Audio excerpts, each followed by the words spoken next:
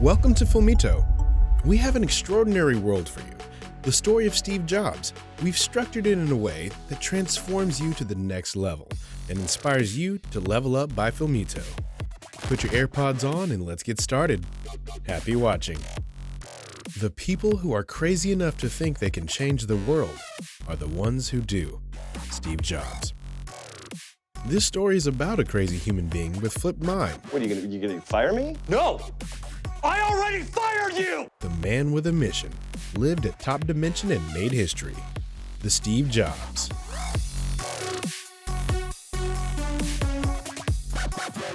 Stephen Paul Jobs was an American investor, designer, and entrepreneur, the co-founder, chief executive, and chairman of Apple Computer. Today, everybody loves that Apple. He was born on February 24, 1955 in San Francisco, California. His biological parents, Joanne Skeebel and Abdul Fattah Jindali, had to give up Steve, as they were not prepared to be parents. Steve was adopted by Paul and Clara Jobs, who moved to the suburban city of Mountain View in 1961. Young Steve grew up in the neighborhood where lots of engineers worked with electronics. This created his interest in the field as he grew up. Was. Hey, Steve. In 1970, at the age of 13, he met Steve Wozniak, 18-year-old electronics whiz kid. Just like the video game. They loved it. They became best friends straight away, despite their age difference. Have you found your Steve Wozniak? Start looking. Stay hungry. Stay foolish. Steve Jobs' early life was a struggle of identity.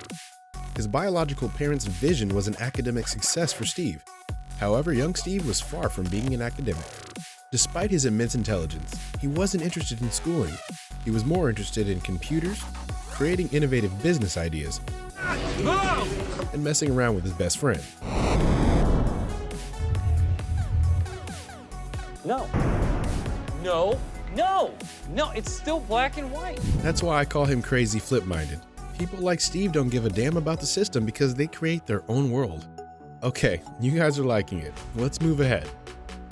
In September 1972, Jobs enrolled at Reed College in Portland, Oregon. After just one semester, he dropped out without telling his parents. Later, he explained that the college fees were too expensive and that he did not want to spend his parents' money for a meaningless education. A degree is a waste of time now, so... Well, for some. For others, it offers validation. Job security. Steve, I'll see you around. He continued to attend by auditing his classes, which included a course on calligraphy.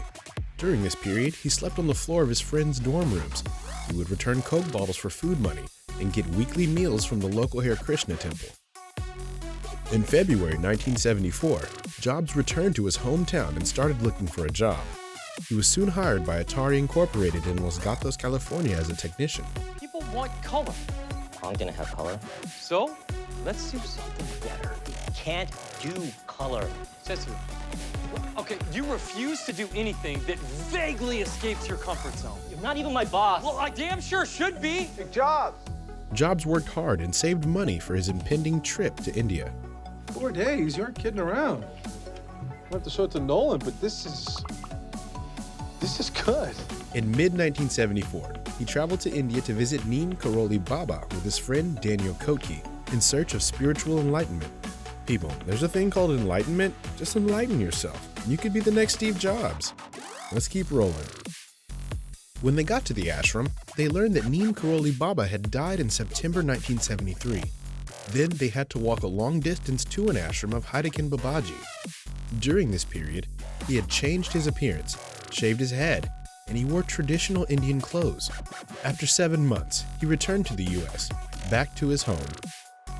Jobs and Wozniak attended a meeting of the Honey Brew Computer Club in 1975, which was the progress towards the development and marketing of the first Apple computer.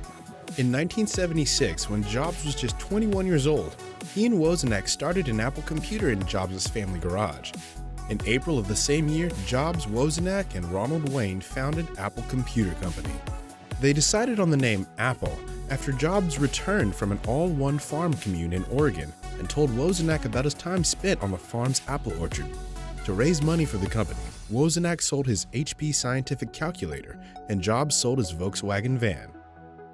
In April 1977, Jobs and Wozniak introduced the Apple II at the West Coast Computer Fair. It was the first available personal computer with color graphics, and the machine was an immense success.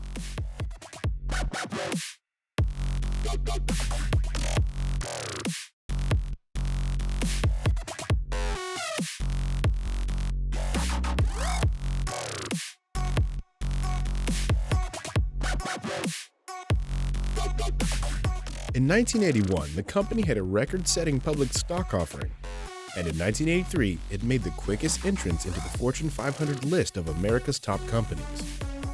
On the 24th of January 1984, Jobs introduced the Macintosh computer. It was underpowered and expensive.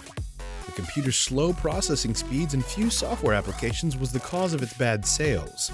The failure of the Macintosh led to a battle between Jobs and John Scaly, a CEO Jobs recruited from Pepsi. I'm CEO of Apple Computer. Hiring you was the worst mistake I have ever made. Jobs felt left out from the company he co-founded and decided to leave Apple. In September 1985, he submitted his resignation letter to the Apple board. Some senior Apple employees also resigned and joined his new project, Next. Apple's market value has eroded in the past several years, which led to the ousting of former chief John Sculley in 1993.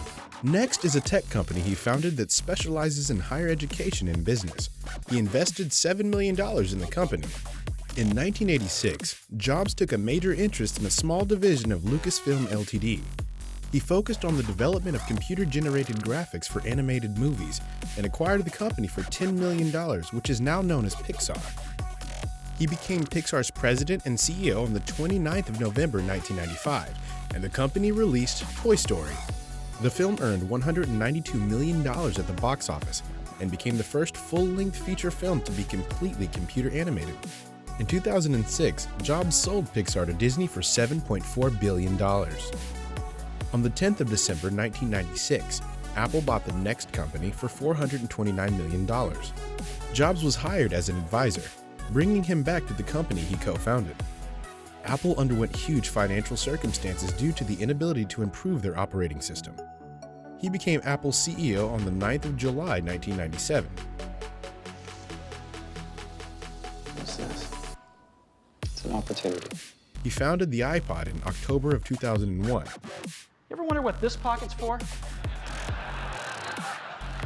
I've always wondered that. Well, now we know, because this is the new iPod Nano.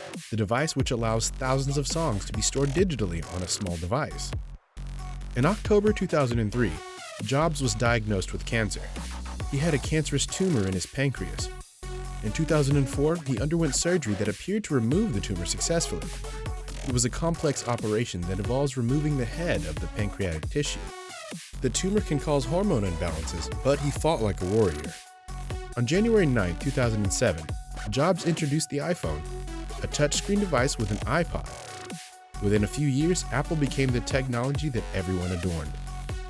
In June 2008, Jobs seemed extremely thinner at the Apple iPhone event. The company said he was fighting a common bug and taking antibiotics. Only his wife and doctors knew that his cancer had returned. He created iPad in 2010 and sold 500,000 iPads during their first week in the market. On August 24, 2011, Jobs retired and became Apple's chairman and continued to work for Apple until the day before his death. Between 2003 and his death, Jobs underwent many procedures and therapies to beat cancer, but the disease was just too aggressive. On the 5th of October 2011, Steve Jobs died at the age of 56 at his home. He was considered the father of the digital revolution and a master of innovation. He had a net worth of over $8 billion in 2010. He was one of the most daring CEOs of all time. Andy?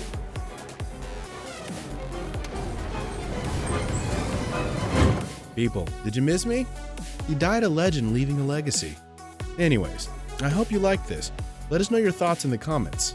Everyone is welcome, and we'll keep coming with great content like this. Have a wonderful day.